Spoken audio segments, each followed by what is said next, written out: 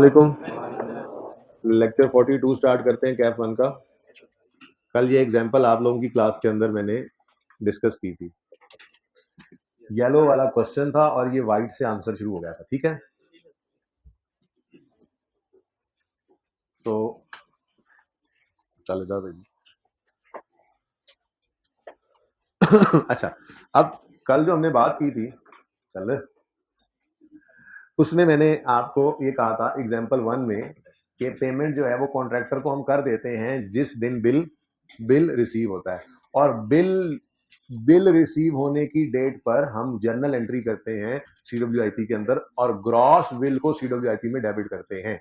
ये बातें मैंने आपको कल सिखाई थी, ठीक है। अच्छा, तो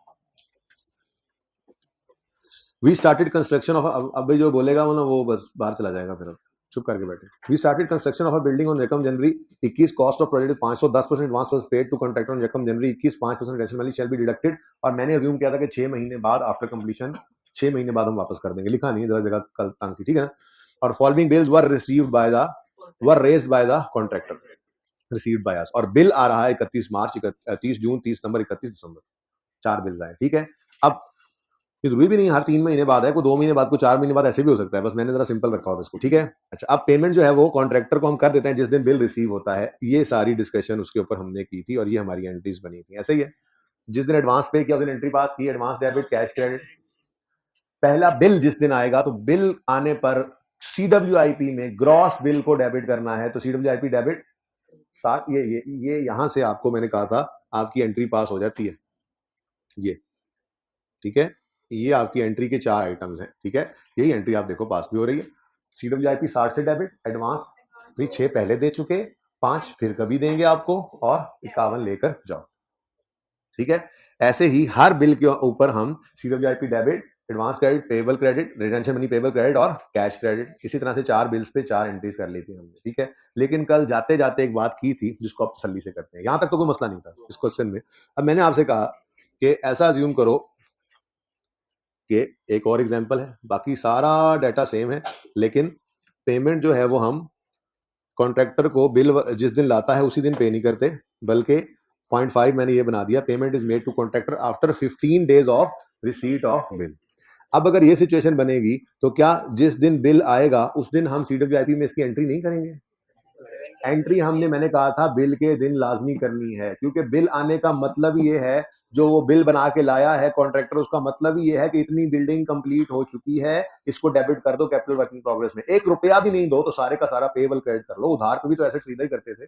तो हमने सीडब्ल्यूआईपी में डेबिट करना है ग्रॉस बिल को जिस दिन बिल रिसीव हो, पेमेंट की डेट के ऊपर, पेमेंट की डेट का इंतजार नहीं करना, ठीक है। साहब जी दरवाजा बंद करके हैं वापस जाके।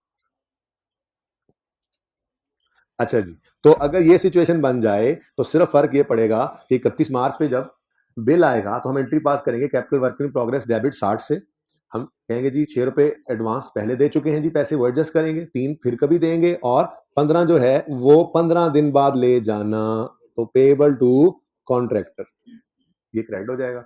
और फिर ग्रीन, बल्कि इसको भी मुझे ग्रीन ही करना चाहिए था, ये नई चीज आ गई, सवाल बदल गया, ठीक है। तो चल रहा भाई, चल ले भाई, चल ले भाई, नहीं चल रहा वो, चले। तो पेएबल टू कॉन्ट्रैक्टर क्रेडिट कर दिया हमने 51 से, और अब ये 15 दिन बाद तशरीफ लाएंगे भाई साहब, ठीक है। और 15 अप्रैल को और आकर कहेंगे भाई आपने कहा था 15 दिन बाद आना, पैसे दे देंगे, हम कहेंगे हाँ हाँ चेक बना पड़ा ले लो, या कैश कटा हुआ पड़ा ये पकड़ो, और उस दिन पर ये एंट्री कर लेंगे हम, payable to contractor debit cash या बैंक इस दिन क्रेडिट होगा 51 से, ठीक है। तो ये छोटा सा चेंज आ सकता है सवाल के अंदर, अगर जिस दिन बिल रिसीव हो उसी दिन पेमेंट ना हो रही हो, बहुत मुश्किल बात है। अच्छा, ऐसे ही ये हर बिल पे ऐसा ही होना है। 30 जून वाला बिल आएगा तो हम कहेंगे 100 रुपए का बिल आ गया सीडब्ल्यूआईपी डेबिट, 10 आपको दे चुके, 5 फिर कभी देंगे, और 85 जो है वो 15 दिन बाद ले जाना, तो है तो आज ये भी पेएबल। फिर वो 15 दिन बाद आएगा तो हम वो पेमेंट इसको कर देंगे, पेएबल डेबिट करके कैश क्रेडिट कर देंगे, फिर पेएबल टू कॉन्ट्रैक्टर डेबिट और कैश या बैंक क्रेडिट, ठीक है जी। कितने से? 85 से। हर बिल पर अब यही सिचुएशन चल रही है। 30 सितंबर बिल आया 200 का, हमने कहा कैपिटल वर्क इन प्रोग्रेस तो डेबिट करो 200 से, क्योंकि इतनी बिल्डिंग बन गई है। 20 रुपए पहले दे चुके भाई आपको, 10 फिर कभी देंगे, और 170 रुपए 15 दिनों बाद ले जाना, तो पेएबल टू कॉन्ट्रैक्टर क्रेडिट हो गया। और फिर 15 दिन बाद भाई साहब तशरीफ लाएंगे और ये 170 रुपए अपना ले जाएंगे, और आप एंट्री पास कर देंगे पेएबल टू कॉन्ट्रैक्टर डेबिट, और कैश या बैंक जो भी आपने यूज किया वो क्रेडिट। ठीक है, 170। ठीक हो गया। नेक्स्ट। नहीं नहीं, क्लास के बाद रख दो, ढक के फिर ले आएंगे। अच्छा जी, उसके बाद आखिरी बिल 31 दिसंबर को रिसीव हुआ है। अब इसकी पेमेंट हमने करनी है 15 जनवरी 22 पे, लेकिन हमारा साल खत्म हो गया। मैंने रिक्वायरमेंट कोई नहीं लिखी थी, लेकिन अब मैं रिक्वायरमेंट लिख रहा हूँ। ठीक है, मेरी रिक्वायरमेंट है prepare journal entries for the year ended 31 दिसंबर 21, और साथ ही में अभी अभी आपको एक नई रिक्वायरमेंट बता रहा हूँ कि also prepare financial statement extracts. ठीक है ना, तो ये काम हम कर लेते हैं, लेकिन बिल्डिंग कंप्लीट हो गई है चूंकि, तो ट्रांसफर की एंट्री पास कर दे। ट्रांसफर की entry building debit CWIP credit, जितनी अमाउंट में building capital work in progress में डेबिट होता रहा था, जितनी अमाउंट इकट्ठी हो गई है, जब बिल्डिंग कंप्लीट हो गई तो उस कैपिटल वर्क इन प्रोग्रेस में से उसको क्रेडिट करके बिल्डिंग को डेबिट कर लो। ठीक है, सही है। टेस्ट में सिर्फ बोरिंग कॉस्ट होगा, इसलिए अब टेस्ट मत छोड़ना, क्योंकि अब छुट्टियां तुमने कोई नहीं की, बोरिंग कॉस्ट तुम स्टार्ट से पढ़ रहे हो। ठीक है, ओके जी। टेस्ट सिर्फ बोरिंग कॉस्ट का होगा। हाइब्रिड में भाई साहब शुक्र है आप तशरीफ लाए हैं सर, बहुत शुक्रिया। आप जो अब आए हैं वो भी, उनका भी बहुत शुक्रिया जी। अच्छा, टाइम पे आया करें। अगर मैं बैलेंस शीट, ओहो ये एंट्री तो मैं भूल ही गया, ये लिख तो लें, असल तो काम की ये एंट्री थी, पेएबल टू कॉन्ट्रैक्टर। ठीक है जी। अच्छा अच्छा बच्चों, अब अगर मैं इनकम स्टेटमेंट बैलेंस शीट के एक्सट्रैक्ट्स बनाऊं और जर्नल एंट्रीज से बनाऊं, तो फिर तो कोई फायदा ना हुआ। जैसे पास पेपर 4 होमवर्क में दिया था अल्फा ट्रेडिंग, कितने बच्चों ने अटेम्प्ट किया है? बेहतर तो हुए हैं आदादो शुमार। अच्छा, कितने बच्चों को बिल्कुल समझ आ गया है? मैंने तो लाजमी करवाना है, ये तो आप बेशक भूल जाएं कि जैसे आपने समझा होगा मैंने जैसे समझाना है, मेरा अपनी तसल्ली तभी होगी, करवाना तो मैंने सवाल है। स्टिल फिर भी मैं कहूंगा, कितने बच्चों को समझ आ गया था और कर लिया था उन्होंने? अच्छा, ये हाथ खड़े रहे, खड़े रहे। कितने बच्चे वो हैं जिनका 100% नहीं हुआ था, लेकिन 60-70% तो सही हो गया था? सारी हाथ खड़े हो गए, तो भाई कितना ही पर्चे में करना होता है सही। ठीक है, लेकिन हम सवाल करेंगे क्लास के अंदर, ये उसी की बेस बना रहा हूँ मैं। ठीक है, कोई नहीं, आज आखिरी दिन इसके ऊपर लगा लें, कल का शायद आधा दिन लगे, उसके बाद गवर्नमेंट ग्रांट्स IS-20 शुरू कर देंगे। गवर्नमेंट ग्रांट्स नहीं आएगा, आज क्या दिन है, जुमेरात है ना, कल टेस्ट है, कैसे होगा? ठीक है, ये तो आएगा, ये तो सिर्फ पढ़ा दिया, ये कॉन्सेप्ट आपको पहुंच चुका होगा। ओके, सुने, बैलेंस शीट बनाने लगा हूं मैं, लेकिन एग्जाम्पल 2 के हिसाब से बनाऊंगा, क्योंकि उसमें थोड़ा सा फायदा होना है, उसमें पेबल भी आ सकता है ना। ठीक है, आसान है ज्यादा एग्जाम्पल 1। ओके चल, अब मैं ये कह रहा था आपको कि इधर देखो, मैं ये चाहता हूं कि आप लोगों को ये एंट्रीज नजर ही ना आ रही हो।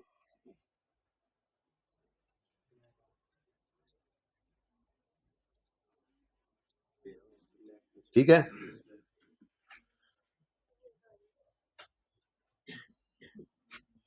डन जी।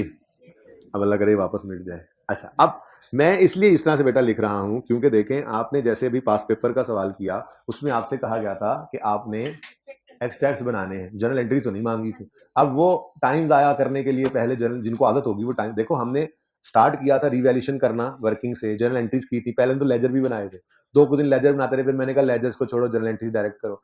फिर हमने बात की थी जी जर्नल एंट्रीज को छोड़ो, नोट के ऊपर डायरेक्ट वर्किंग से बनाना शुरू करो काम। तो उसका फायदा अब आप लोग देख ही रहे हैं, आप वर्किंग करते हैं और नोट उससे बन जाता है। ठीक है ना, तो ऐसे भाई जो रिक्वायरमेंट हो उसको डायरेक्ट, हम हर काम डायरेक्ट करना भी जानते हो। जनरल एंट्रीज मांग ले तो जनरल एंट्रीज बोल तो रहे होते हैं, वो पोस्ट तो एक्सट्रैक्ट्स में करनी है हमने, वो मैं प्लस माइनस का शो भी करूंगा, लेकिन जनरल एंट्रीज करके उनको देख के उनसे बैलेंस शीट बनाना या लेजर से बैलेंस शीट बनाना, इसकी आदत होना ये नुकसान दे सकता है, आपका टाइम जाया होता है। ठीक है ना, तो इसलिए मैंने इनको छुपा दिया, और मेरे सामने ये बिल्स हैं। ठीक है, अब इस सवाल के अंदर चूंकि कोई लोन था नहीं जिसको हमने लेकर इस प्रोजेक्ट में इस्तेमाल किया, क्योंकि अब वो तो इस सवाल में आएगा ना, अल्फा ट्रेडिंग में दोनों चीजें मिक्स होंगी, ये अलग कॉन्सेप्ट दिया था पहले, अब उनको मिक्स करेंगे। तो लोन तो था नहीं जिसपे कोई इंटरेस्ट हो, जो कमेंसमेंट सीजेशन के दरमियान ना आता हो और हमने उसको प्रॉफिट एंड लॉस में लेना हो, तो इंटरेस्ट एक्सपेंस आ सकता था, लेकिन इस सवाल में अवेलेबल नहीं है प्रॉफिट एंड लॉस के लिए। दूसरी चीज जो यहाँ पर आ सकती है वो डेप्रिसिएशन है, लेकिन ये बिल्डिंग 31 दिसंबर 21 है ना, 21 पर कंप्लीट हुई है, तो 31 दिसंबर 21 की शाम को ये कंप्लीट हुई है तो कुछ भी डेप्रिसिएशन नहीं आनी, ठीक है। अगर ये कुछ पहले कंप्लीट हो जाती 2-3 महीने साल खत्म होने से पहले और कोई लाइफ या रेट दिया होता तो डेप्रिसिएशन एक्सपेंस आ जाता प्रॉफिट एंड लॉस में। तो प्रॉफिट एंड लॉस हमारा इस सवाल में खाली रहना है। हाँ, अल्फा ट्रेडिंग वाले सवाल में उसने नहीं रिक्वायर किया हुआ, लेकिन मैं बना के दूंगा, उसमें कुछ ना कुछ आएगा और वो इंशाल्लाह आपको सही आपका लेवल बना देगा इस टॉपिक में। मैं पहले अर्ज कर चुका हूं कि पिछली से पिछली बार बुलान वाला सवाल आया था, पिछली बार बोरिंग कॉस्ट नहीं आया, तो आप एक्सपेक्ट कर सकते हैं कि इस बार जो है वो मे भी आ जाए, ठीक है। तो बहरहाल करना तो सारा काम ही होता है, लेकिन थोड़ा सा ऐसे जरा हर टॉपिक के बारे में हो ना कि ये आना है तो जरा इंटरेस्ट ज्यादा अच्छा बन जाता है उसमें, है ना। अच्छा जी, तो शुरू करते हैं जी। अब मैं ये अर्ज करने लगा था कि इनकम स्टेटमेंट में तो कुछ नहीं आना, हाँ बैलेंस शीट के अंदर नॉन करंट एसेट्स के अंदर कैपिटल वर्क इन प्रोग्रेस आएगा। आखिरी एंट्री क्या की थी? ट्रांसफर की। और जाग रहे हो? आखिरी entry capital work in progress को क्रेडिट करके बिल्डिंग को डेबिट कर दिया था, तो बिल्डिंग नजर आएगी, कैपिटल वर्क इन प्रोग्रेस नजर नहीं। लेकिन मैं दोनों ही लिख लूं कि मैंने जनरल एंट्रीज करनी है। फिर आपने एडवांस दिया ठेकेदार को, वो एडवांस बैलेंस शीट में आएगा, एक एसेट होता है। हो सकता है सारा एडजस्ट होकर जीरो हो जाए, लेकिन मैं लिख लूंगा। फिर आपकी बैलेंस शीट में रिटेंशन मनी पेएबल आएगा और वो नॉन करंट लायबिलिटीज में आएगा। इस सवाल में करंट में आएगा। 31 दिसंबर 21 में खड़े होकर आप कह रहे हो ये पैसे 25 रुपए तुम्हारे जो रखे हैं, ये 25 रुपए तुम्हें 6 महीने बाद दे देंगे, मैंने कहा था जमानी 6 महीने, तो करंट, ठीक है। उसके अलावा अगर कोई लॉन्ग टर्म लोन होता तो उसका नॉन करंट और करंट पोर्शन भी यहां पर लेते, लेकिन ऐसी कोई चीज है नहीं, ठीक है। अब सवाल शुरू कर रहे हैं और मैं आपको अर्ज कर रहा हूं कि हम एंट्रीज नहीं देख रहे, हम डायरेक्ट पोस्टिंग करने लगे, ठीक है। सबसे पहली चीज है एडवांस, ठीक है। एडवांस को मैं करंट एसेट्स में रखता हूं, साल का प्रोजेक्ट है, करंट एसेट में लिखने में कोई हर्ज नहीं है, ठीक है। तो एडवांस टू कॉन्ट्रैक्टर यहां पे आ जाएगा, टोटल बाद में कर लेंगे ना, पहले यहां पर लिख लें, ठीक है। अब कैश को हम प्रेजेंट करते हैं एक्सट्रैक्ट्स के अंदर बैलेंस शीट के, बोलो। Be confident, be confident, be confident. नहीं करते, नहीं करते हम, इसलिए नहीं कैश को प्रेजेंट किया करते नॉर्मली, क्योंकि कैश की डिटेल पूरी अवेलेबल नहीं होती। ओपनिंग कितना था, कैश कितना आया, कितना क्रेडिट हुआ, कितना डेबिट हुआ, क्या क्लोजिंग है। बैलेंस शीट में तो क्लोजिंग जाते हैं, इसलिए नॉर्मली हम डे 1 से एक्सट्रैक्ट्स बनाते आ रहे हैं, कैश को प्रेजेंट नहीं किया करते, ठीक है ना। अगर डाटा पूरा दिया हो तो वही कर लेते हैं, लेकिन ऐसा कुछ होता नहीं है नॉर्मली। तो हम सिर्फ रेलेवेंट जो टॉपिक पढ़ रहे होते हैं सिर्फ उसके एक्सट्रैक्ट्स, जो सवाल के अंदर चीज आई है सिर्फ उसको एक्सट्रैक्ट्स में शो करते हैं। कैश के अंदर ना बहुत कुछ होता है, ओपनिंग है, बहुत सारी चीज डेबिट हुई, बहुत सारा क्रेडिट हुआ, क्लोजिंग कितना है, वो क्लोजिंग बैलेंस शीट में आना है, वो पता होगा तो लिखेंगे ना, इसलिए वो नॉर्मली नजर नहीं आ रहा होता, ठीक है ना। अच्छा, अब एंट्री करें जी। सबसे पहली एंट्री है यकम जनवरी किधर गया, 21 पर आपने 10% एडवांस पे किया था। ये यकम जनवरी की 10% एडवांस ऑन यकम जनवरी 21, ठीक है ना। तो फिर कोई एंट्री मुझे नजर नहीं आ रही। अब मैं डायरेक्ट बैलेंस शीट बना रहा हूं, तो मैंने यहां पर आकर लिखा 50 से एडवांस डेबिट और कैश या बैंक जेब से गया क्रेडिट, डन हो गया। कोई एंट्री मेरे सामने नहीं है। एंट्री देकर तो टाइम जाया होगा ना, फिर वो आदत पड़ी होगी। अब हम आगे आए तो हमें नजर आया 31 मार्च पर बिल आया है। पेमेंट किस दिन, कितने दिन बाद होनी है जी? 15 दिन बाद। तो 31 मार्च पर बिल आया है, तो बिल की डेट पर कैपिटल वर्क इन प्रोग्रेस को डेबिट किया करना है हमने, और वो भी ग्रॉस अमाउंट से। यही सिखाया था, यही सिखाया था कि सीडब्ल्यूआईपी में क्या जाता है, लिखा भी हुआ आपकी क्लास में, लिखा था सीडब्ल्यूआईपी में क्या जाता है, ग्रॉस बिल। और ये किस दिन डेबिट करेंगे? जिस दिन बिल रिसीव होगा। लिख लेते हैं ये बात, फिर वक्त की जरूरत समझ रहे और काम आए, ठीक है। तो सीडब्ल्यूआईपी में ग्रॉस बिल आता है, आएगा, और इसकी entry date of receipt of bill date पर कर देंगे। बिल गेट नहीं, बिल डेट, ठीक है। एक होता है बिल गेट, एक होता है बिल डेट, तो ये बिल डेट है, इसकी एंट्री बिल डेट पर करेंगे। और ठीक है, कुछ लोगों सीडब्ल्यूआईपी में ग्रॉस बिल आएगा, एक बात पहले बताई हुई थी। दूसरी बात, किसकी एंट्री, सीडब्ल्यूआईपी की एंट्री या बिल की एंट्री किस दिन कर देनी है? बिल डेट पर, जिस दिन बिल आए। पेमेंट का इंतजार नहीं करना। ऐसे ही हमने करके एंट्रीज देख ली है, ठीक है। अब ये 4 फिगर्स आपकी एंट्री हुआ करेंगी, और याद रखो सवाल इतना ही हुआ करेगा, ठीक है। ये 4 चीजें, वो अलग बात है कि अल्फा वाले सवाल में ये फिगर दे दी थी तो ये आपने खुद निकालनी थी। एनीवेज मैं ये कह रहा हूं कि ये चारों फिगर्स आपके पास होना जरूरी है। ग्रॉस बिल की अमाउंट, अगर कोई एडवांस है तो वो, रिटेंशन मनी है तो वो, और नेट की अमाउंट, ये चारों चीजें आपके पास होना जरूरी है। तो वो चारों चीजें हमारे पास मौजूद है। अब हम इनकी एंट्री पास करते हैं यहाँ पे, बिल सामने रख के जी। पहला बिल किस दिन आया, मेरे सवाल में इतना मसला नहीं है, बस ठीक है जिस दिन भी आया मैंने बिल डेट के ऊपर एंट्री की। बोलो, सीडब्ल्यूआईपी डेबिट। अच्छा, नॉन करंट एसेट्स में बिल्डिंग ने भी आना है, लेकिन फिलहाल तो बिल्डिंग नहीं आनी, फिलहाल तो कैपिटल वर्क इन प्रोग्रेस में आना है, वो तो फिर एंड पर बिल्डिंग बनेगी जाकर, ठीक है।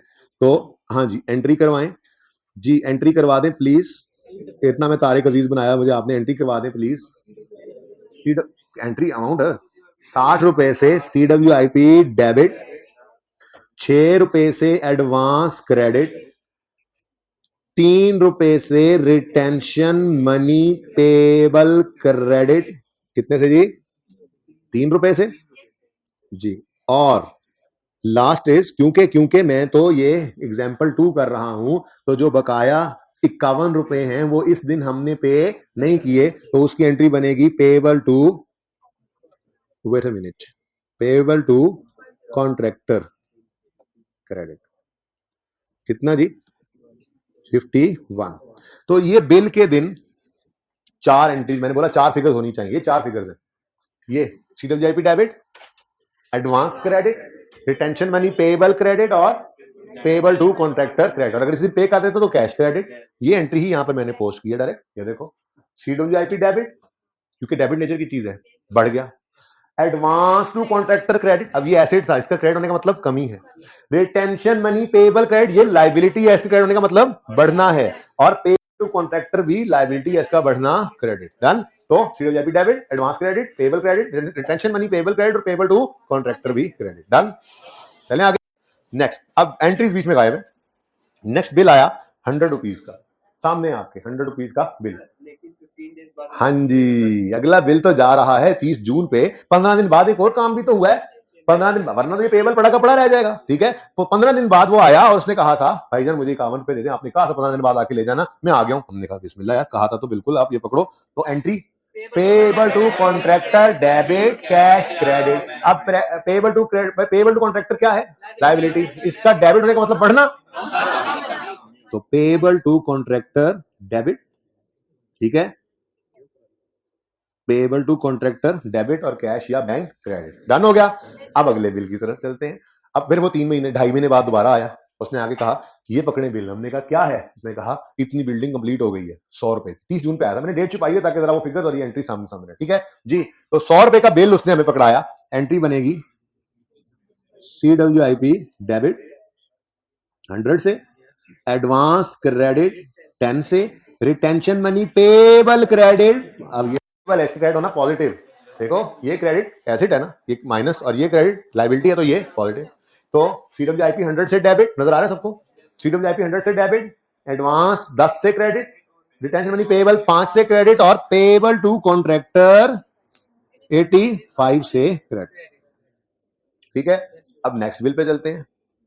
नहीं भाई ने अभी बताया, आप तो याद रख लो। ये 15 दिन बाद उसने अब दोबारा आना है, 15 जुलाई को फिर आना है और आगे कहना है मेरे 85 रुपए दें। तो हम कहेंगे ठीक है जी, एंट्री बोलेंगे हम payable to contractor debit cash credit, ठीक हो गया।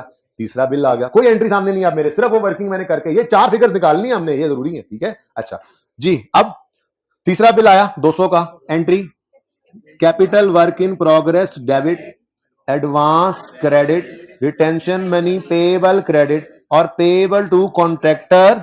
मैं जरा नीचे ले आऊं यहां पर, ठीक है। डन। और 15 अक्टूबर को आएगा तो एंट्री करोगे पेबल डेबिट कैश क्रेडिट। और लास्ट बिल, ये उस दिन की, इस दिन की तैयारी थी जब मैं पहले दिन से कह रहा था कि बिल के आने पर, वो मैं कंस्ट्रक्शन कॉस्ट लिखा करता था, अल्फा ट्रेडिंग वाले सवाल में भी ये बात यूज होगी। कंस्ट्रक्शन कॉस्ट बिल डेट पर CWIP डेबिट कर दो। क्या मतलब? जब बिल आता है तो मतलब इतनी बिल्डिंग बन गई है, वो आके कहता है आप 1 रुपया उसको मत दो भाई, इतनी बिल्डिंग तो बन गई है ना, ऐसे तो रिकॉर्ड करो, उधार भी तो ऐसे लेते ही है, ठीक है। तो इसलिए मैंने कहा ग्रॉस बिल की एंट्री CWIP में करनी है, और किस डेट पर बोलो? बिल डेट पर, गिल बेट्स पर नहीं, बिल डेट पर। अच्छा जी, गिल बेट्स एक सवाल है FR2 में। अच्छा जी, तो लास्ट एंट्री 140, गिल बेट्स या बिल गेट्स या बिल डेट, ओके। 140 से CWIP debit, advance to contractor credit, retention money payable credit और पेबल टू कॉन्ट्रैक्टर 119 से क्रेडिट, ठीक है, ओके। अच्छा जी, अब पेबल है 31 दिसंबर 2021 से मेरा ईयर एंड हो चुका है, और अब यहां पर कहानी रुक चुकी है। हाँ, एक काम कर दें, वो ये है कि आप इसको जरा छोटा छोटा करके दोबारा लिखें। पहले एंट्रीज हो गई हैं 60 100 G60 प्लस 100 प्लस 200 प्लस 140, तो ये टोटल 500 इकट्ठा हो गया था। आखिरी एंट्री क्या की थी, यहां से इसको क्रेडिट कर दो और बिल्डिंग को डेबिट कर दो। तो ये एंट्री हुई है building debit CWIP credit. Done. चलो जी, ये सवाल तो खत्म हुआ जी। तो CWIP कितना रह गया? अब CWIP कोई नहीं बचा, CWIP नहीं रहे जी। नेक्स्ट, एडवांस टू कॉन्ट्रैक्टर कितना है? नहीं रहे। प्रोजेक्ट जो पूरा हो गया, सारा प्रोजेक्ट खत्म, सारा एडवांस 4 बिलों में adjust. Retention money payable non current में लिख लें। नहीं, 31 दिसंबर 21 पे ये प्रोजेक्ट कंप्लीट हुआ और अगले 6 महीने में ये पैसे वापस कर देने हैं, तो करंट लायबिलिटी। और पेएबल टू कॉन्ट्रैक्टर में तो ये एंट्रियां क्या करनी, हम तो डायरेक्ट आखिरी उठाकर भी लिख सकते थे, लेकिन मैंने चूंकि एंट्रीज आपको जरा शो करनी थी बगैर एंट्रीज किए यहाँ पर, इसलिए मैंने इस तरह से आपको सॉल्व करवाया। ठीक है, तो जिस किसी ने अलग से फाइनेंशियल स्टेटमेंट्स बनानी है वो यहां से बना ले। उसके बाद में फिर एक बार, ये नई चीज है ना, ठीक है, उसके बाद एक बार पूरी ही PQA के लिए आपको चांस दे दूंगा। हाँ जी, 1 मिनट, किसी बच्चे के नहीं, किसी बच्चे तो मेरे वर्ग का मोबाइल होता है, ठहर जाओ, उनको तो ले लेंगे।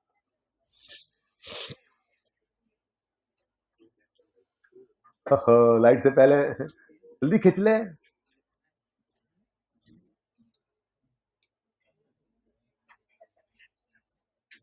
अब ये सोच सोच के निकल रहे हैं, अभी अगले की तैयारी कर रहे हो, मुझे तो ना बताओ फिर।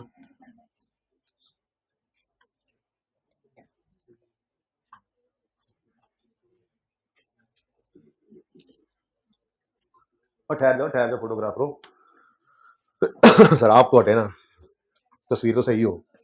हट गया हूँ, ये लो, दिल में कह रहे थे।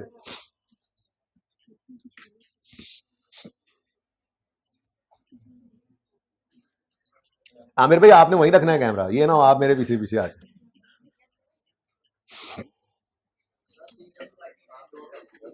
एक मिनट भाई, सवाल आया है जी। जी जी बिल्कुल, बिल डेट गिल बेट नहीं ना, बिल गेट्स, बिल डेट। 3 भाई हैं ये, बड़ा भाई है बिल गेट्स, दूसरा है गिल बेट्स, FAR2 में एक सवाल है इस नाम से, और तीसरा हमने आज देखा बिल डेट। ये तीनों भाई हैं। तो आज हमने तीसरे भाई के सवाल को किया है कि CWIP में ग्रॉस बिल को हम रिकॉर्ड करेंगे एट बिल डेट।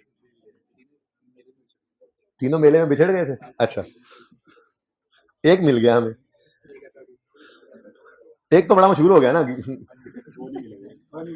वो तो अच्छा जी, अब ये सवाल तो मैं नहीं करा रहा, लेकिन इसमें ना आपने बैलेंस शीट बना लेनी है, रिक्वायरमेंट थी। और ये कितने बच्चों ने ये भी सवाल किया था घर पे, देखो अच्छे बच्चे हैं, आसान था। बैलेंस शीट बनाई थी, बैलेंस शीट जो नहीं बनाई थी अब बना लीजिएगा, ठीक है। अब शुरू करते हैं जी, अल्फा ट्रेडिंग।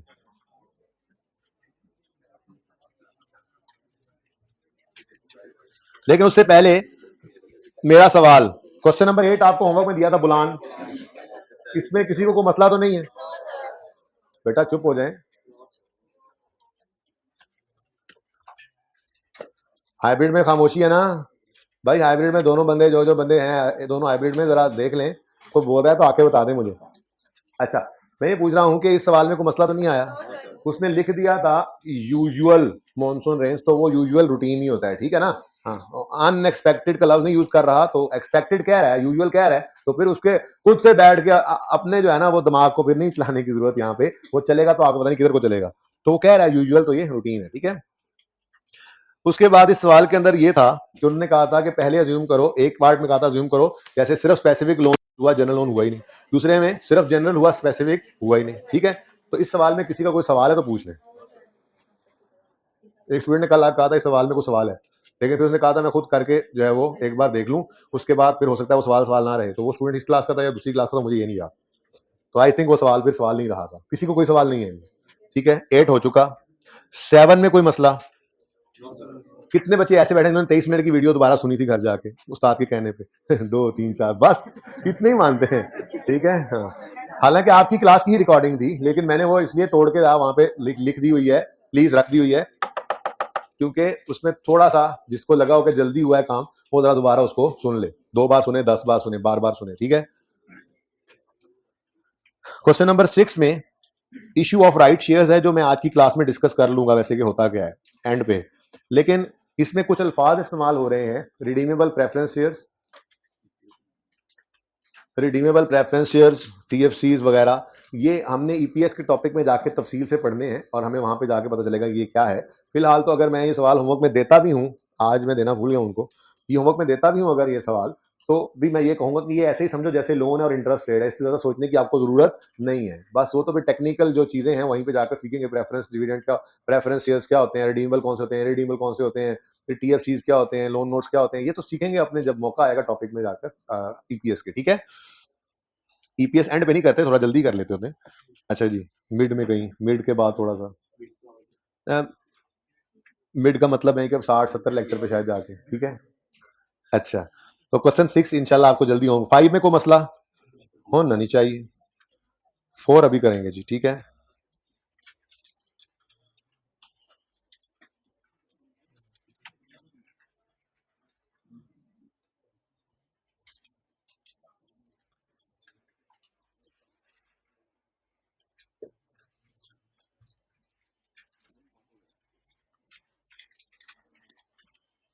जी बच्चों, सवाल फिर तैयार है आपके लिए, और सवाल की रिक्वायरमेंट हमेशा पहले पढ़ा करते हैं हम।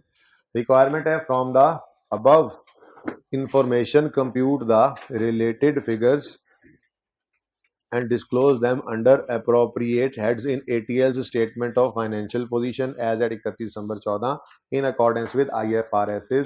और साथ मैंने एक और एडिशनल ऐड कर दी बात, और स्टेटमेंट कॉम्प्रिहेंसिव इनकम भी बनाओ एज ऑन दिस डेट, ठीक है ना। ओके ओके, अब हमें चाहिए बैलेंस शीट। सवाल आपने पढ़ रखा है, कितने बच्चों ने अटेम्प्ट किया हुआ है? हाँ, अटेम्प्ट किया हुआ है काफी होने। सवाल हमने पढ़ रखा है, आपको पता है इसके अंदर एक बिल्डिंग बन रही है या बन गई है, उस पर एक लोन भी आया है, स्पेसिफिक लेकर भी यूज हुआ है, जनरल लोन भी यूज हुआ है, ठीक है। अच्छा, और जो बिल्डिंग बन रही है उसमें प्रोग्रेस बिलिंग का कॉन्सेप्ट है, एडवांस भी पे किया है और एडवांस और रिटेंशन मनी भी है, तो ये सारा कुछ इस सवाल के अंदर है, ठीक है। ये मद्देनजर रखते हुए बैलेंस शीट के अंदर क्या कुछ जाना है जहन में, वो आता है कि एक तो CWIP जाएगा, लेकिन CWIP में सिर्फ ग्रॉस बिल्स नहीं जाएंगे। ये वो सवाल नहीं है जो हमने कल क्लास में किया था और आज दोबारा किया, बल्कि इस सवाल में तो इस बिल्डिंग को बनाने के लिए लोन भी लिया हुआ है, और बिल्डिंग बनने में तकरीबन साल का या 6 महीने का अरसा ले रही है, तो क्वालिफाइंग एसेट है, तो क्वालिफाइंग, हाँ 2 साल 2.5 साल जो भी है, क्वालिफाइंग एसेट है, तो फिर इंटरेस्ट की कॉस्ट को भी एसेट की कॉस्ट में ऐड करना है। इसका मतलब सिर्फ CWIP नहीं बल्कि बोरिंग कॉस्ट भी आनी है, बोरिंग कॉस्ट भी कैपिटलाइज की वर्किंग बनेगी। अब ये जहन चल रहा है सारा, ठीक है ना, बोरिंग कॉस्ट भी कैपिटलाइज की वर्किंग बनेगी, फिर कॉस्ट ऑफ एसिड यानी कॉस्ट ऑफ ले ले भाई, ले ले भाई, रोकने की, अच्छा नहीं, अच्छा जी, कैपिटल वर्क इन प्रोग्रेस की अमाउंट में, कैपिटल वर्क इन प्रोग्रेस की अमाउंट में बोरिंग कॉस्ट ऐड होगी और वो अमाउंट बैलेंस शीट में जाएगी। फिर बोरिंग कॉस्ट के अंदर चूंकि सवाल में इन्वेस्टमेंट इनकम का रेट भी और सरप्लस फंड्स को इन्वेस्ट करते हैं, तो आपको रिसीट पेमेंट स्केड्यूल भी बनाना पड़ेगा बोरिंग कॉस्ट की वर्किंग के लिए ही। तो ये कुछ बातें ज़हन के अंदर चल रही हैं कि हमें बोरिंग कॉस्ट भी कैपिटलाइज की वर्किंग करना पड़ेगी, और हमें कॉस्ट ऑफ CWIP निकालना पड़ेगी, और रिसीट पेमेंट स्केड्यूल भी बनाना पड़ेगा। इसके अलावा कोई छोटी मोटी और वर्किंग आ गई तो वो तो अलग ही होगी, ठीक है। लेकिन सबसे अहम और जरूरी बात यह है, सवाल पढ़ना शुरू करते हैं। On Yakam July 14, Alpha Trading signed an agreement with Quality Builders Limited for construction of an office building at a cost of 500 million. Construction commenced on Yakam July 14 and is planned to complete on 30 जून। अच्छा, मैंने ना आज timeline बनानी नहीं है किसी भी चीज में, कोशिश यही करनी है बिना टाइमलाइन के ही गुजारा करें, चाहे लोन की किस्तें, चाहे लोन में करंट नॉन करंट करना हुआ हमने। यार तुम ना पीछे चले जाओ, भेज दूं मैं पीछे, हाँ, एक एक तुम भाई, एक आप भी, और एक इधर से आप भी, ठीक है ना। ये 3 को बच्चे बोल रहे हैं और एक वहां से, तो अब ये आखिरी लाइफ है इनकी, खत्म हो गई है वो दिल बने होते हैं ना जो गेम में, और उसके बाद फिर मैंने अब निकाल देना है इनको क्लास, आखिरी मौका है बेटा। फिर आप बोल रहे हो आखिरी मौका मैंने दिया है, तो बोल के साथ वाले को बता रहे हो आखिरी मौका है। अच्छा जी, यकम जुलाई, ये 2014 का साल है, ये 15 का साल है, ये 16 का साल है। हमसे उसने कहा है 31 दिसंबर 2014 की बैलेंस शीट बना दो। अब प्रोजेक्ट शुरू हो रहा है 1 जुलाई 14 पर और खत्म हो रहा है 30 जून 16 पर।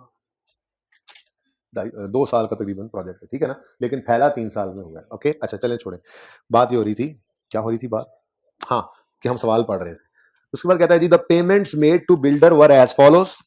इनवॉइस डेट है 20, पेमेंट यकम जुलाई, 20 जून पे इनवॉइस आई, पेमेंट यकम जुलाई थी, 10 सितंबर पे इनवॉइस आई, 31 अक्टूबर पे पेमेंट हुई, 30 दिसंबर पे इनवॉइस आई, 31 जनवरी पे पेमेंट हुई। तो हमें उसने ऐसा नहीं बताया सवाल के अंदर कि बिल के इतने दिन बाद पेमेंट होनी, बल्कि उसने बिल डेट और पेमेंट डेट, बिल डेट और पेमेंट डेट, गिल डेट नहीं और बिल गेट भी नहीं, बल्कि बिल डेट, बिल डेट और पेमेंट डेट बता दी। अब बिल डेट के ऊपर हम एंट्री पास किया करते हैं CWIP की, ठीक है ना।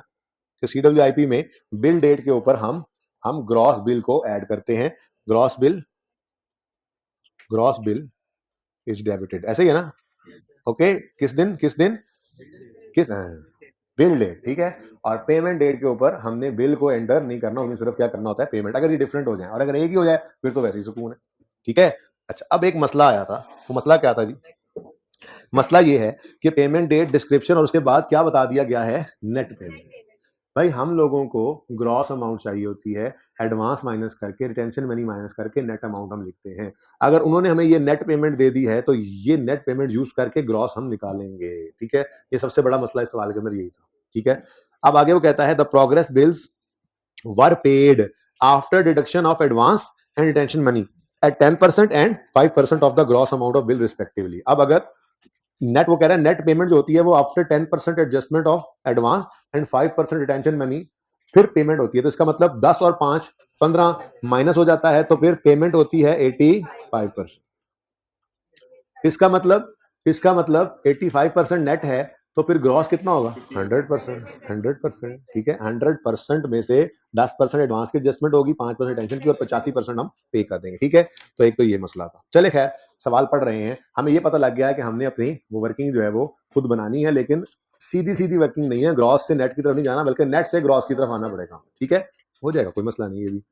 नेक्स्ट, अब ये पता चल गया है, ये देखो, ये पता लग गया है कि फर्स्ट पेमेंट किस दिन हो रही है, कंस्ट्रक्शन की फर्स्ट पेमेंट यकम जुलाई को, और वर्क भी कब स्टार्ट हो रहा है, यकम जुलाई को। अब एक तीसरी डेट पता लग जाए, loan obtain, specific loan obtain, तो फिर हम स्पेसिफिक लोन वाले कमेंसमेंट और सीजेशन को निकाल सकते हैं, ठीक है ना।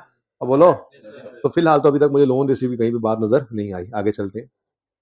Retention money is to be refunded on completion of warranty period of 1 year from, यहां पे जाके प्रोजेक्ट खत्म होगा, हम तो यहां खड़े हैं ना, ये ठीक है। अब उसके 1.5 साल बाद प्रोजेक्ट कंप्लीट होगा और उसके भी 1 साल बाद जाकर वो पैसे वापस होने हैं। तो यहां खड़े होकर अगर कोई रिटेंशन मनी आएगा तो वो नॉन करंट में लिखना, वो नॉन करंट में आएगा, ठीक है ना। अच्छा, चलें, ऐसी बातों में बात आ गई थी। Okay, on 1 September construction work was stopped for 1 month to resolve geological complications pertaining to foundation of building। यानी कि बिल्डिंग, जब कभी कोई बिल्डिंग बनती है तो उसकी बुनियादों की खुदाई में पानी जरूर निकलता है, कच्ची मिट्टी जरूर निकल आती है, साथ वाली बिल्डिंग जरूर अपनी बुनियाद खराब कर रही होती है। ये सब मसाइल हर बिल्डिंग में आते हैं, ऐसा कुछ नहीं है। Geological complication is just like non availability of raw material, non availability of labour, strike labour ने कर दी, नॉन ये हैवी रेन्स और अनएक्सपेक्टेड रेन्स हो गई, इस तरह की बात है। ये नॉन रूटीन है बच्चों, ये कोई रूटीन। हर बिल्डिंग की बुनियाद खोदोगे तो कॉम्प्लिकेशंस नहीं आया करती, कभी कभार आपकी खराब किस्मत हो तो ऐसा काम होता है, ठीक है। हर बिल्डिंग की बुनियाद के अंदर जियोलॉजिकल कॉम्प्लिकेशंस नहीं आती, कभी कभार ऐसा होता है, ठीक है। तो जब कभी कभार वाला जो काम होता है, जगा दो इसको, कभी कभार वाला जो काम होता है मेरे दोस्त, वो कभी कभार वाला जो काम होता है वो नॉन रूटीन सस्पेंशन है। उसको उसको क्या करेंगे जी, उसको कंसिडर करेंगे, बटों में फासला रखेंगे और मंथ्स लिख लेंगे, ठीक है। चल, अच्छा जी, अब आगे कहता है वो, the construction cost has been finance from following sources, bank loan of 100 million was obtained on यकम जुलाई 14। तो यकम जुलाई 14 को लोन रिसीव्ड, यकम जुलाई 14 को वर्क स्टार्टेड और यकम जुलाई 14 को ही फर्स्ट पेमेंट। तो मैं इतनी लंबी लाइनें लिखने की बजाय यहाँ पे लिखूंगा यकम जुलाई 14। लेकिन आप लोग जब तक याद ना हो तब तक लिख लिया करें। ये क्या होता है जी, यहाँ पे क्या उसूल, फॉर स्पेसिफिक लोन्स क्या उसूल है, letter of loan receive, work started, first payment. हमारे सवाल में ये तीनों सेम डेट्स ही थी, तो हमारी कमेंसमेंट डेट क्या होगी, यकम जुलाई 14। लेकिन ना याद रहे तो लिख लेना, खुदारा लिख लेना, सवाल ना गलत कराना, ठीक है। ओके, और सीजेशन तो जाकर होनी है कहीं 16 में, लेकिन हमारा ईयर एंड पहले आ गया। तो आपको पता है जब ईयर एंड पहले आ जाए तो फिर सब कुछ यहाँ पे रुक जाता है, तो फिर हमारा सब कुछ यहाँ पे, इंटरेस्ट एक्सपेंस का कैपिटलाइज होना यहाँ पे रुक जाएगा, इन्वेस्टमेंट इनकम का माइनस होना रुक जाएगा, जनरल लोन का जो है वो इंटरेस्ट कैपिटलाइज होना वो रुक जाएगा, सब कुछ ही रुक जाएगा। 31 दिसंबर 14, ठीक है ना। जैसे तुम्हारा सब कुछ यार रुक गया था सोने की थोड़ी देर पहले, ठीक है। तो कितने मंथ्स बने जी? तो पहले साल, हमारे साल रेलेवेंट ईयर में हमारे सवाल के हिसाब से स्पेसिफिक लोन का 6 महीने का इंटरेस्ट कैपिटलाइज होना है। वो अलग बात है बेटा, सस्पेंशन जब आएगी तो देखेंगे ना। फिलहाल तो 6 महीने का मैंने यहां से असूल निकाल लिया, ठीक है। अब जनरल लोन्स के लिए कमेंसमेंट डेट के लिए लेटर शेटर नहीं देखते, बल्कि हम date of payment from general loan लेते हैं, और ईयर एंड पर तो सब कुछ ही रुक रहा होता है। तो आप यूं कह सकते हैं ये पेमेंट के वक्त ही देखेंगे, ठीक है जी, कि 31 पेमेंट के दिन से 31 दिसंबर 14 तक कैपिटलाइज करना, ठीक है। अच्छा, एक जुमला ऐसे दिल कर रहा है मेरा, लिखवा दूं आपको, पिछली क्लास में जेहन में आया था तो लिखवा दिया था, पहले सुनो फिर बताना लिखने की जरूरत है या नहीं है। स्पेसिफिक लोन में हम इंटरेस्ट रेट को लोन की अमाउंट पर लगाते हैं, जबकि जनरल लोन के केस में हम इंटरेस्ट को एक्सपेंडिचर पे लगाते हैं। ऐसा ही होता है, खर्चे पे, पेमेंट पे, ठीक है। तो शायद ये कभी काम आ जाए, लाइन लिख लो, ये एक लाइन के अंदर समझो दोनों लोन्स है ना वो कूजे में बंद हो जाते हैं, ठीक है। कि स्पेसिफिक लोन में हम इंटरेस्ट रेट को लोन की अमाउंट पर लगाते हैं। सही लिखने वाले वो होते हैं जो पहले पूरा जुमला सुन लेते हैं और फिर लिखते हैं, बार बार पूछना नहीं पड़ता उनको। स्पेसिफिक लोन में हम इंटरेस्ट रेट को लोन की अमाउंट पर लगाते हैं। स्पेसिफिक लोन में हम इंटरेस्ट रेट को लोन की अमाउंट पर लगाते हैं, जबकि जबकि जबकि जरूर लिखना, जबकि जनरल लोन में हम इंटरेस्ट रेट को एक्सपेंडिचर पर लगाते हैं, एक्सपेंस पर, पेमेंट पर, जो खर्चा हुआ, ठीक है। जबकि जनरल लोन में हम इंटरेस्ट रेट को एक्सपेंडिचर पर लगाते हैं, ठीक है। क्या ख्याल है, ये बात ठीक है? अच्छा चलो, अच्छा ही चले, ये रूल मैंने दोनों ही लिख दिए, अब जरूरत पड़ने पर इनको देख लेंगे। सवाल शुरू करते हैं जी। सवाल को जरा पढ़ा, इसको जरा पूरा पढ़ लेते हैं। अब यहां तक पहुंच गए हैं तो 3 पॉइंट ही है बस। तो the has been financed through following sources. Bank loan of 100 was obtained on Yakam July 14. The loan carries markup of 11% payable semi-annually on 31 December and 30 June each साल। यानी यकम जुलाई को लोन लिया तो यकम जुलाई से 31 दिसंबर तक का इंटरेस्ट 31 दिसंबर की शाम को पे हो जाएगा।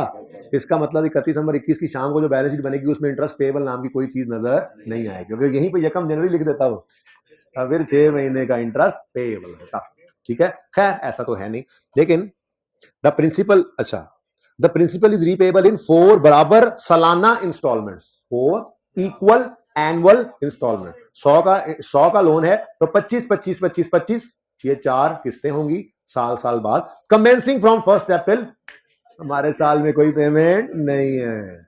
अगर हम 15 वाले साल में खड़े होते तो फिर शायद 2 लाइंस में इंटरेस्ट एक्सपेंस और स्पेसिफिक लोन निकलता, क्योंकि प्रिंसिपल ने बदल जाना था। लेकिन हमारे साल में ऐसा कुछ भी नहीं हुआ, तो हजरत जी जाग के बैठना, ठीक है। तो इसलिए आसान काम है। लेकिन एक मसला आ रहा है, यहां पे मैंने स्पेसिफिक लोन वाले उसूल में भी इसको डाल दिया और स्पेसिफिक लोन वाली बातें भी कर रहा हूं, लेकिन आज यहां पे लिखा नहीं हुआ, ये गलती शायद होगी हमसे। ये पढ़ के देखो, bank loan 100 was obtained on Yakam July 14 loan cash market blah blah blah blah, कहीं पे लिखा हुआ स्पेसिफिकली ऑब्टेन। ओ हाँ, मैंने तो कहा नहीं था, लिखवाया भी था कि अगर सवाल खामोश हो तो लोन को स्पेसिफिक अज्यूम करना। तो आज सवाल खामोश है तो लोन को स्पेसिफिक अज्यूम कर लेंगे, जबकि अगर रनिंग फाइनेंस लिखा हो तो वो जनरल लोन ही होता है, उसके लिए उसको लिखने की जरूरत कोई नहीं होती। खैर नेक्स्ट है एग्जिस्टिंग। अच्छा, ये रनिंग फाइनेंस से तो पता लग ही रहा था, एग्जिस्टिंग का लफ्ज बड़ा जालिम लफ्ज है। ये भी बता देता है आपको कि ये ऑलरेडी एक लोन आ रहा था, तो फिर ये तो स्पेसिफिक ना हुआ, जो पहले से पड़ा हुआ है, बिल्डिंग शुरू होने से एग्जिस्टिंग ऑलरेडी अवेलेबल, ठीक है। तो existing running finance was used for balance payment. Running finance balance for the year was इतने, मार्कअप चार्ज सिर्फ एक ही लोन है जी, सुकून हो गया। बस फर्क सिर्फ ये है कि रेट नहीं दिया हुआ उसने, लोन अमाउंट दे दिया और इंटरेस्ट, और वो पास पेपर 5 पिन वाला मसला भी नहीं है। इंटरेस्ट 2014 के पूरे साल का उसने दिया है, सुकून है, ठीक है। स्पिन में हमें स्पिन कर दिया था उसने, है स्पिन, वो दूसरा था, गुगली थी, ठीक है। अच्छा, गुगली लेग स्पिनर करता है और दूसरा ऑफ स्पिनर पहनता है। तो सरप्लस फंड्स वर अवेलेबल, जो कि इन्वेस्ट किए गए सेविंग अकाउंट में 7% पर एनम पे। सवाल खत्म हुआ। ATL compute finance cost on monthly basis. शुरू करते हैं अब अपने जवाब को। सवाल खत्म हो गया, जवाब भी करेंगे ना, कि जवाब है ताड़े बोलो, जवाब है। अच्छा जी, सबसे पहली चीज जो मुझे जरूरत है इस वक्त वर्किंग वन, वो है मेरी gross bill advance adjustment, retention money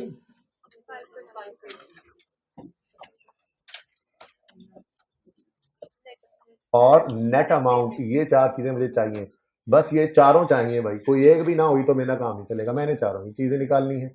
net bill जो कि हम पे, ग्रॉस बिल हम रिसीव करते हैं, नेट बिल हम पे करते हैं, ठीक है, बीच में अगर एडजस्टमेंट्स आ जाए तो। अच्छा, ऐसी जेन में आ गई एक बात, ये भी तो सवाल किया था हमने, क्या ये प्रोग्रेस बिलिंग नहीं थी? नहीं बेटा, ये भी प्रोग्रेस बिलिंग है, ये भी प्रोग्रेस बिलिंग है। कि पिछली क्लास में एक बच्चे ने क्लास के बाद सवाल पूछा था, तो उससे मुझे फायदा हो गया आपको, मैंने वो बता रहा हूँ आपको, उनको सुबह वालों को कल बताऊंगा। ये भी प्रोग्रेस बिलिंग है, सिर्फ इसमें एडवांस नहीं दिया था और रिटेंशन मनी नहीं है, तो ना एडवांस की एडजस्टमेंट ना रिटेंशन मनी की एडजस्टमेंट, बाकी तो उसने पेमेंट की ही डेट दी हुई है, इसलिए मसला। अगर ये बिल डेट अलग हो और पेमेंट डेट अलग हो, तो बिल डेट के ऊपर जो अमाउंट पड़ी होगी कैपिटल वर्किंग प्रोग्रेस में वही जाएगी, और यही ग्रॉस होगी, इसमें कोई एडवांस की एडजस्टमेंट नहीं होगी, जो बिल आएगा वही पे हो जाएगा। हमने कोई एडवांस नहीं दिया होगा, हमने कोई रिटेंशन मनी नहीं रखना होगा, सिंपल जी। इन्वेस्टमेंट हमने किया 7%, जिस दिन हम पे करेंगे उस दिन तक इन्वेस्टमेंट, यहाँ पे बात हो रही है, पहले वो कर लो, इन्वेस्टमेंट पे जाता हूँ, वहां पूछ लेना भाई, मैंने तो दो सारी फिल्म साड़ती भाई, ये प्रोग्रेस बिलिंग है, ठीक है, ये बिल्कुल वैसी ही प्रोग्रेस बिलिंग है जैसी ये प्रोग्रेस बिलिंग है, या जैसी मैंने आपको पढ़ाई थी। फर्क सिर्फ ये है कि एडवांस नहीं दिया हुआ जिसकी एडजस्टमेंट करनी है, और रिटेंशन मनी नहीं रोक रहे, वरना ये बिल्कुल सेम कंस्ट्रक्शन कॉन्ट्रैक्ट इसी तरह से स्टेजेस में कंप्लीट होता है, और स्टेजेस में ही ये भाई साहब हमें बिल भेजते हैं। अब अगली बात भी सुनो ना, ये इसलिए बता रहा हूं कि कभी ऐसा हो सकता है, बल्कि कभी ऐसा क्या हो सकता है, मैं अज्यूम करता हूं कि नहीं अज्यूम हो सकता, चलो ऐसे समझा दो, कभी ऐसा हो सकता है कि ईयर एंड हो जाए पहले, ठीक है, बिल आ गया है, ईयर एंड हो जाए पहले, लेकिन उसकी पेमेंट बाद में हो। अब आपने बिल की डेट पर उसी तरह से कैपिटल वर्क इन प्रोग्रेस को डेबिट करना है। हाँ, वो एंट्री बड़ी सिंपल होगी, एंट्री होगी capital work in progress debit, payable to contractor credit, फिर जब पैसे दोगे तो पेएबल कॉन्ट्रैक्टर डेबिट और कैश क्रेडिट। तो है ये वही कॉन्सेप्ट, यानी कि सीडब्ल्यूआईपी में हमने हमेशा तब ग्रॉस ग्रॉस अमाउंट को डेबिट करना है जब बिल रिसीव हो। ये इसलिए कह रहा हूं, इसलिए हमेशा से आपको कंस्ट्रक्शन कॉस्ट का लफ्ज लिखकर मैंने कहा था कि आपने cost of building, cost of asset निकालनी है। कंस्ट्रक्शन कॉस्ट का लफ्ज इसीलिए लिखते थे कि पेमेंट से आप परेशान हो, कॉस्ट क्या, जो बिल आ गया वो एडिशन करना है। खैर, ऐसी बातों में बात आ गई थी, वापस आए जी। तो हमें क्या चाहिए, हमें ग्रॉस अमाउंट चाहिए, एडवांस, रिटेंशन मनी और नेट। सवाल में उसने नेट अमाउंट हमें दे दी हुई है, ये जो 85% होता है, ठीक है ना, नेट बिल 85% बनता है ना जी, तो हमें चाहिए ये 100% वाली फिगर, ठीक है, सही है। अब जो सवाल ने दिया हुआ है वो बता दे, 70, हाँ, एडवांस में से एडवांस नहीं एडजस्ट करना, इसलिए यहां पे मत लेके आओ एडवांस में से, अब एडवांस दे रहा साथ ही कह रहा एडवांस में से मैं एडवांस एडजस्ट कर रहा हूं, नहीं ऐसा नहीं करना, ठीक है, वो प्रोग्रेस बिलिंग, एडजस्टमेंट क्या है, प्रोग्रेस बिलिंग में से होनी है, ठीक है। तो एडवांस को मत इधर लाओ, फर्स्ट प्रोग्रेस बिल 79.9, यही है 79.9, ठीक है। अब ये 85% है, given amount over given amount percentage into required amount percentage, ठीक है ना। तो ये 79.985% है, हम चाह रहे हैं कि हमें 100% मिल जाए, तो 79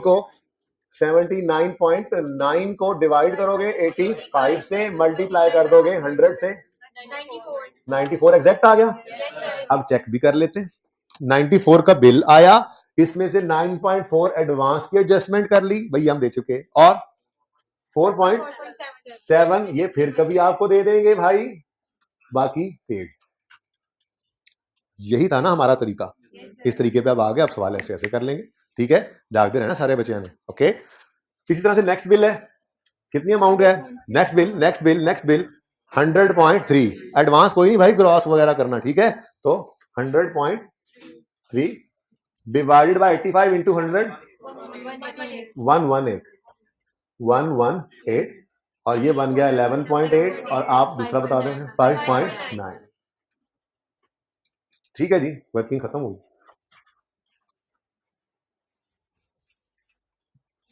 ठीक है, अच्छा जी, उसके बाद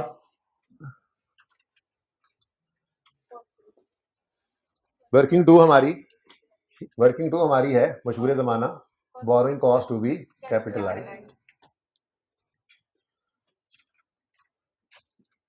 borrowing cost to be capitalize. बस बैलेंस शीट मांगी है तो एक ही बार वहां पे रुपीज इन मिलियन कर लेंगे। आप हर जगह पे मैं नहीं कर रहा रुपीज इन मिलियन वगैरह। ओके ठीक। Borrowing cost to be capitalise के अंदर अच्छा पर्चे में जब सवाल पूरा पढ़ लो तो चलो ठीक है लिख ही लिया करो कहीं नजर ना पड़े तो। लोन प्रोसेसिंग चार्जेस, वैसे सवाल अगर पूरा 2 दफा पढ़ लिया ध्यान से और नहीं है तो मत लिखना, टाइम जाया होता है।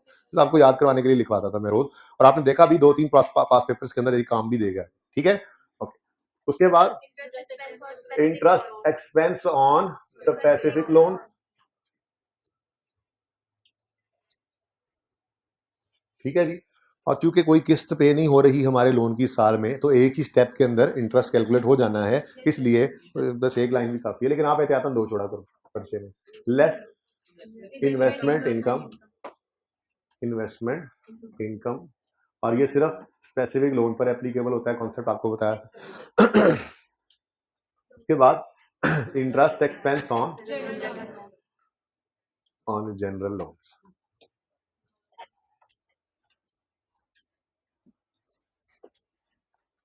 जी यहां से हमारे पास फिगर एक आ जाएगी जिसको हमने कैपिटलाइज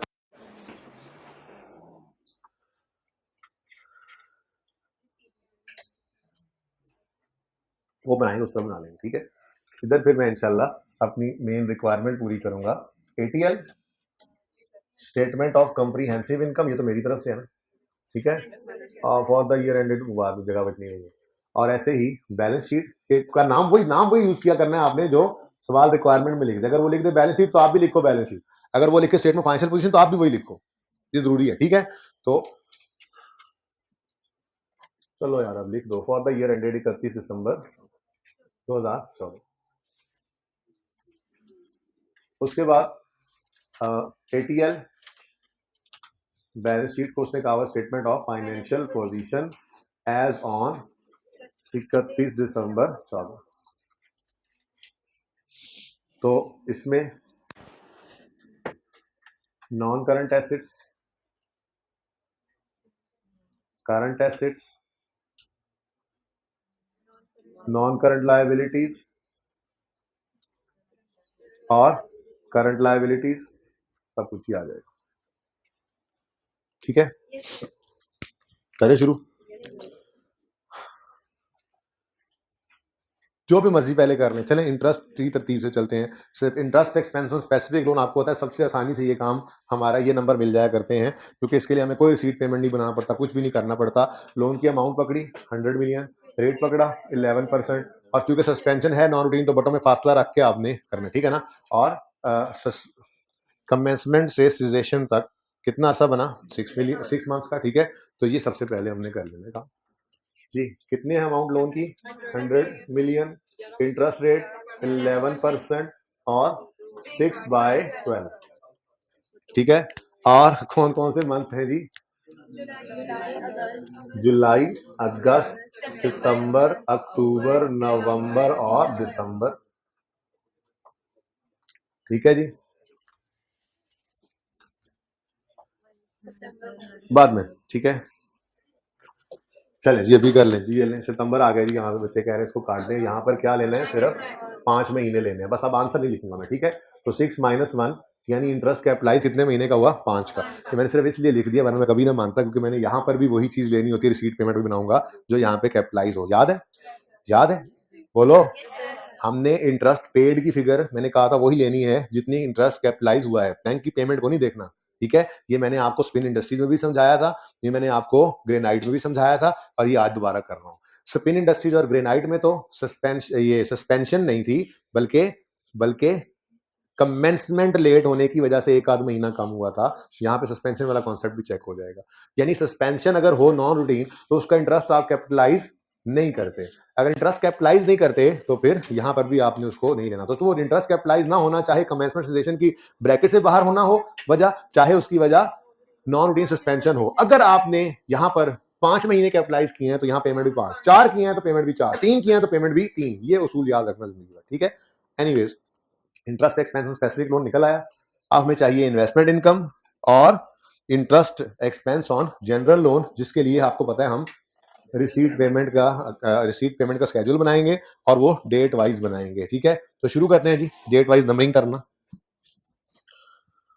जी, तो सबसे पहली चीज है, हाँ माना कि एडवांस पे भी पहला है, लेकिन और पहले लिख भी सकते हैं आप रिसीट पेमेंट, पहले माइनस लिख लो बाद में प्लस लिख लो, बाद में नेट ही होना है ना, लेकिन वहां से आपको तकलीफ होती है थोड़ा सा माइनस के बाद प्लस वाली फिगर आना, इसलिए मैं पहले लोन रिसीव के साथ लिख देता हूँ। ठीक है, डेट नंबर 1 क्या है जी, यकम जुलाई पर 1 लोन रिसीव हुआ, लेकिन साथ ही आपको पता है कि एडवांस भी इसी दिन पे हुआ है, तो फिर 1A लोन रिसीव्ड और 1B एडवांस।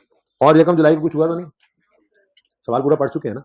जुलाई गुजर गया, अगस्त गुजर गया, नहीं कहाँ गुजरा, हाँ गुजर गया, सितंबर भी गुजर गया। आप ये मत कहना कि सितंबर नहीं गुजरा, इनवॉइस डेट पे तो पेमेंट नहीं ना हो रही, इनवॉइस डेट पे हमने जर्नल एंट्री करनी है। ठीक है, इनवॉइस डेट पे जर्नल एंट्री पास करनी है, पेमेंट डेट के ऊपर आपने नंबरिंग लगानी है। ठीक है ना, तो पेमेंट रिसीट पेमेंट की नंबरिंग कर रहा हूं मैं, रिसीट पेमेंट। ठीक है, तो सितंबर भी गुजर गया और 31 अक्टूबर पर नंबर 2 आ गया, फिर अक्टूबर भी गुजर गया, बोलो, नवंबर भी गुजर गया पूरा, दिसंबर गुजर गया क्या, नहीं बेटा, 31 दिसंबर को फिर इंटरेस्ट पे हो रहा है।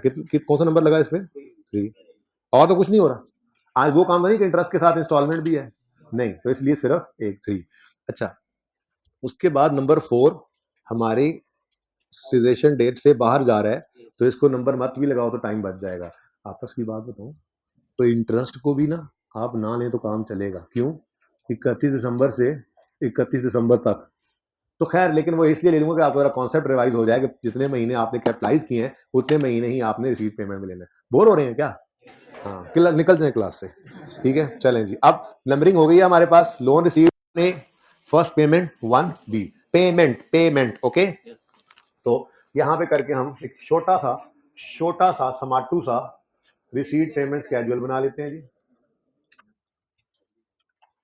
जिसमें आपको पता है डेट्स आया करती हैं, डेट इधर लिख लेते हैं, डेस्क्रिप्शन, अच्छा जी, बैलेंस मैं तो पहले ये लिखूंगा, फिर जनरल लोन्स और स्पेसिफिक लोन्स, पैसिफिक लोन नहीं जी, स्पेसिफिक लोन। अच्छा जी, यकम जुलाई 2014 लोन रिसीव्ड 100, ठीक है, फिर इसी दिन यकम जुलाई 14 पर एडवांस पेड, ये फर्स्ट कंस्ट्रक्शन पेमेंट यही है एडवांस। ठीक है ना, पहली कंस्ट्रक्शन पेमेंट पहली हुई ना, प्रोग्रेस बिल की पेमेंट ना सही, कंस्ट्रक्शन की पेमेंट तो है। ठीक है, कितनी पेमेंट जी, 50। तो एडवांस ने ना हंस के देखा लोन को और कहा बड़ा आया स्पेसिफिक लोन, आधा तो मैं ही खा गया। खैर, अब कितना बैलेंस अवेलेबल फॉर इन्वेस्टमेंट है, 50 का, ये उठा के इधर लिख लो बैलेंस की कॉलम। ठीक है जी, 1B हो गया, आगे बढ़ते हैं। 2 है 31 अक्टूबर पे 79, और ये बिल दूर से ही हंसता हुआ आ रहा है, स्पेसिफिक लोन को भी देख रहा है और हंसता हुआ भी आ रहा है, लेकिन पेमेंट डेट बतानी है आपने, बिल डेट नहीं बतानी। बिल डेट 10 सितंबर है, ये नहीं बात कर रहा हम, तो पेमेंट 31 अक्टूबर 2014 पर, तो 31 अक्टूबर 14 पर प्रोग्रेस बिल पेड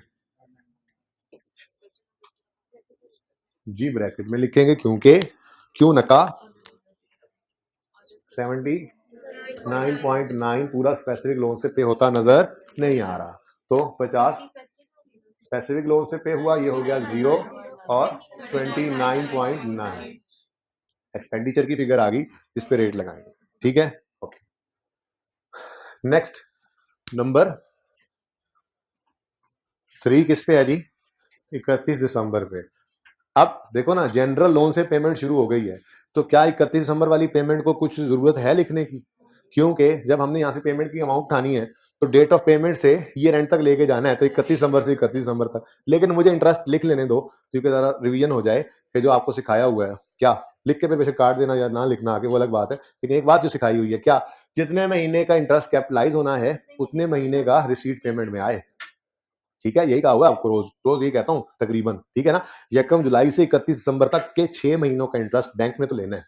पिक्चर अभी क्लियर हो जाएगी, ये इनकम स्टेटमेंट मैं इसीलिए बना रहा हूं, मैं इनकम स्टेटमेंट इसीलिए बना रहा हूं, जो 1 महीने का इंटरेस्ट, देखो कमेंसमेंट और सीजेशन की ब्रैकेट से पहले और बाद वाला इंटरेस्ट एक्सपेंस हो चाहे इनकम हो, प्रॉफिट एंड लॉस में जाती है। ऐसे ही अगर दरमियान में है तो कमेंसमेंट सीजेशन के दरमियान की ही ब्रैकेट, लेकिन बीच में कोई सस्पेंशन आ गई नॉन रूटीन, तो उस अरसे में हर चीज जो रोक देते हैं वो रोक देते हैं यहां पर ऐड करना।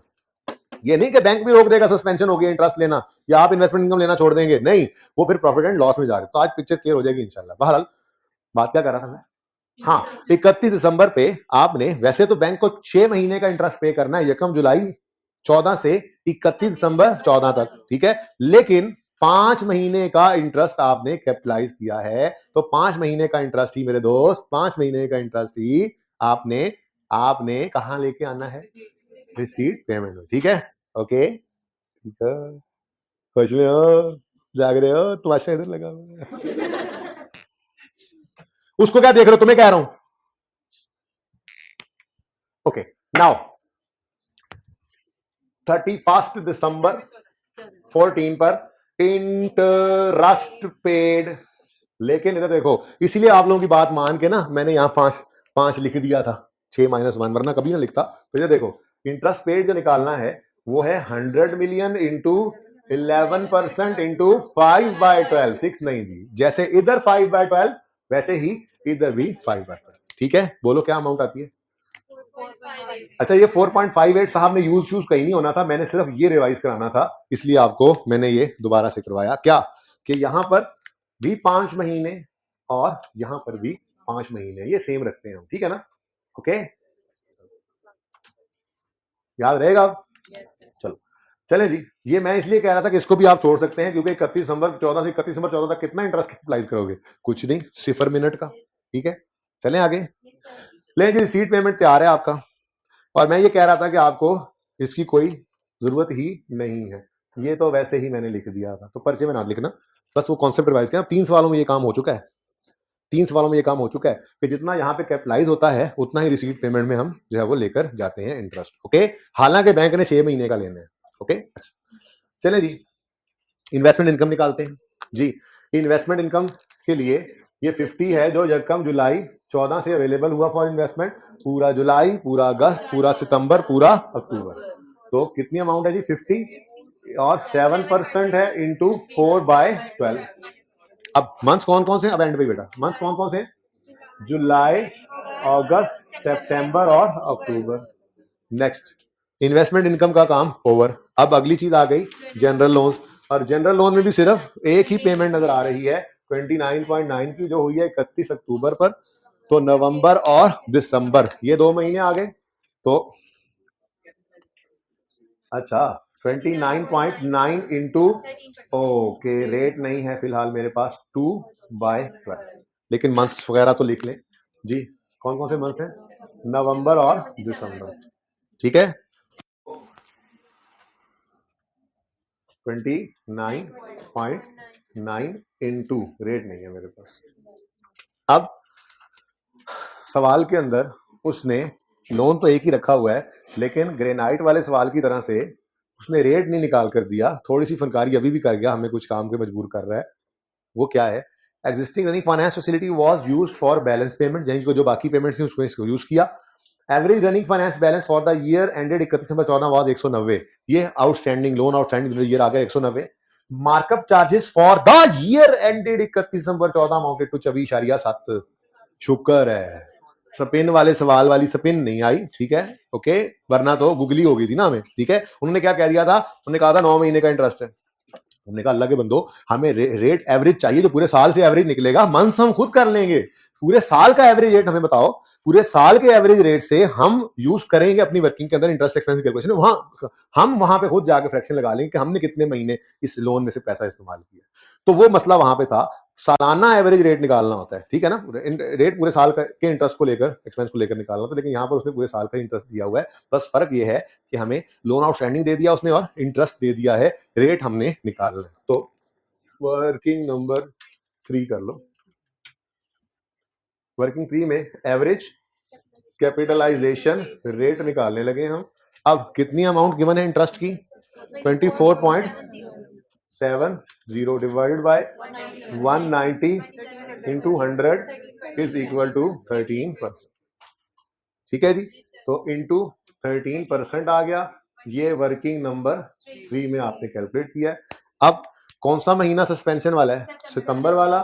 जुलाई अगस्त सितंबर, और यहाँ पे कोई नहीं है, तो borrowing cost to be capitalise निकल आई कितनी जी? टोटल ना पहले 1 बाय 1 कर दें इधर जी।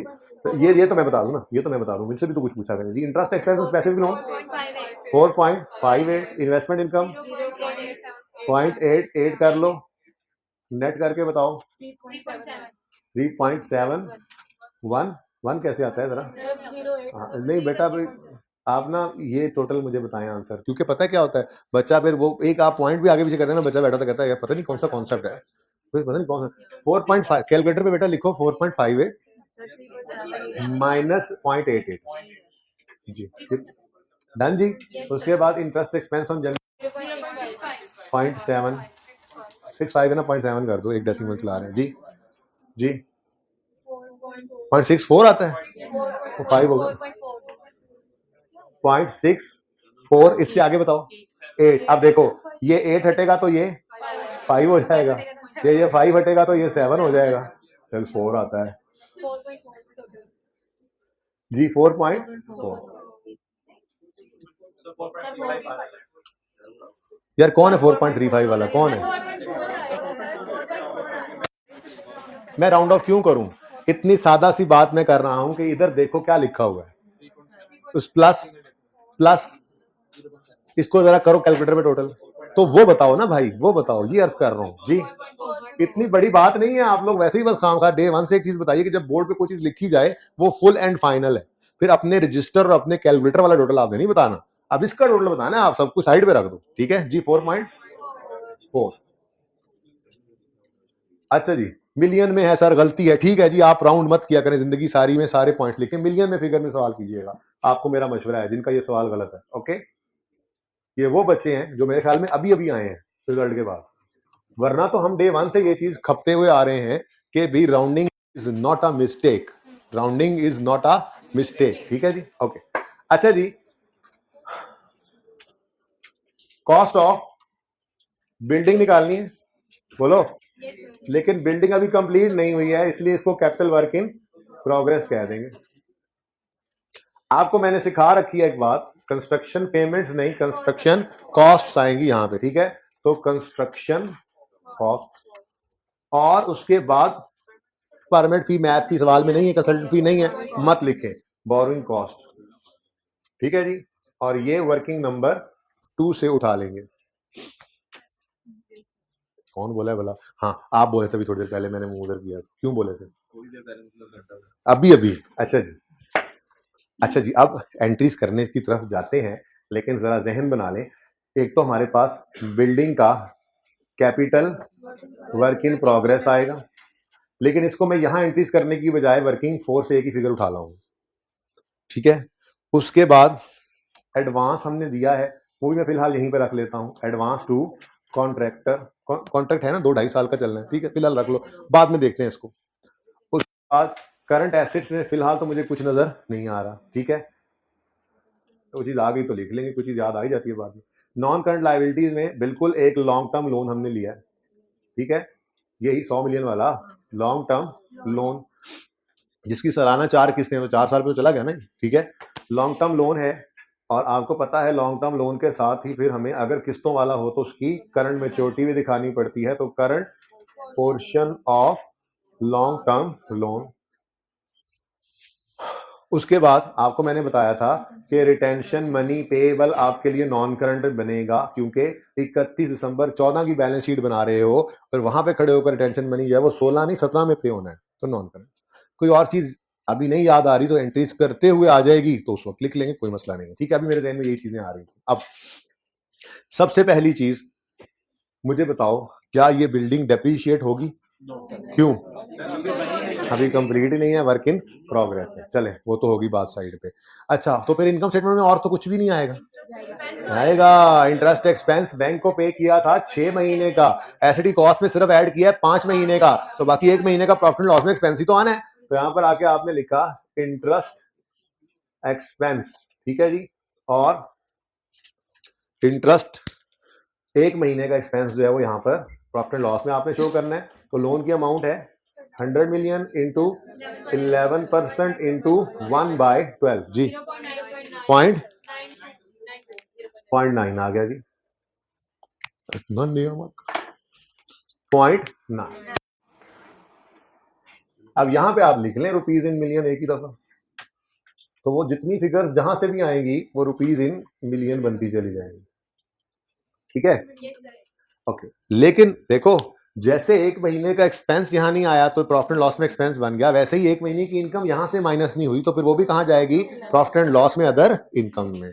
तो इन्वेस्टमेंट इनकम जी, अब 50 का बैलेंस था, इन्वेस्ट हुआ 7% पर हुआ था, इंटू 1/12 जी, आंसर 0.3। वैसे तो कोई जरूरत नहीं है साइन लगाने की, एक के साथ एक्सपेंस दूसरे के साथ इनकम लिखा तो हुआ है, लेकिन फिर भी आपको चूंकि तकलीफ रहती है तो।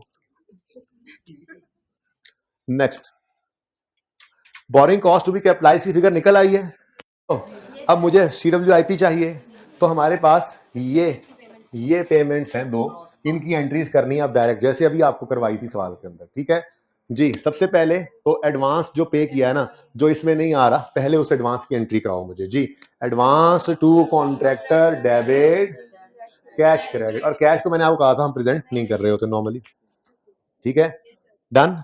अब आते हैं पहले बिल की तरफ, तो ये entry CWIP debit, advance to contractor credit, retention money payable credit, और